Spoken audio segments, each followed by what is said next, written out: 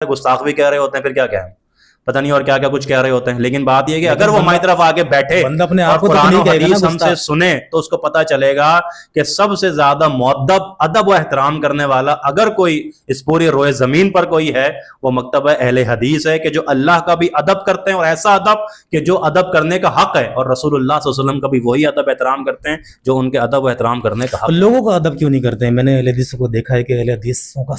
رویہ بہت سخت ہوتا ہے،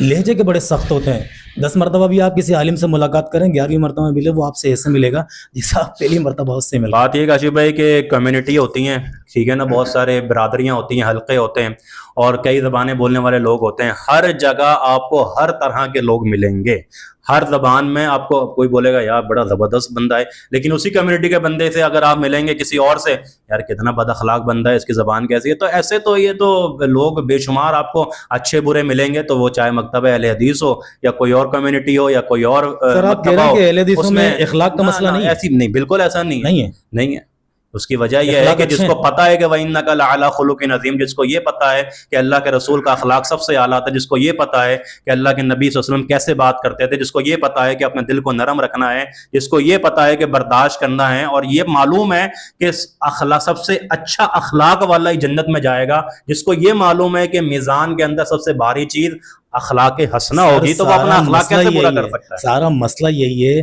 کہ یہ ساری چیزیں معلوم ہیں، اس کے باوجود مجھے کیوں فیل ہوتا ہے اور بھی دوسرے لوگوں کو کیوں فیل ہوتا ہے کہ اہل حدیث کو اخلاق بڑا سخت ہوتا ہے. اہل حدیث جو ہے نا وہ تھوڑے سے سخت صرف اس لیے ہوتے ہیں، کہہ رہا ہوں وہ صرف اس لیے ہوتے ہیں کہ دیکھیں قرآن و حدیث کے خلاف اگر کوئی بھی بات ہو رہی ہوتی ہے نا، یا کوئی بھی کام ہو رہا ہوتا ہے، تو وہ اپنا موقف ڈنکے کی چوٹ بیان کرتے ہیں. پھر وہ کہتے ہیں کہ اس معاملے میں سخت ہیں، اس میں سختی نہیں ہوگی، تو پھر اس کے علاوہ کوئی سختی نہیں ہے. نہیں، اس میں اس کے علاوہ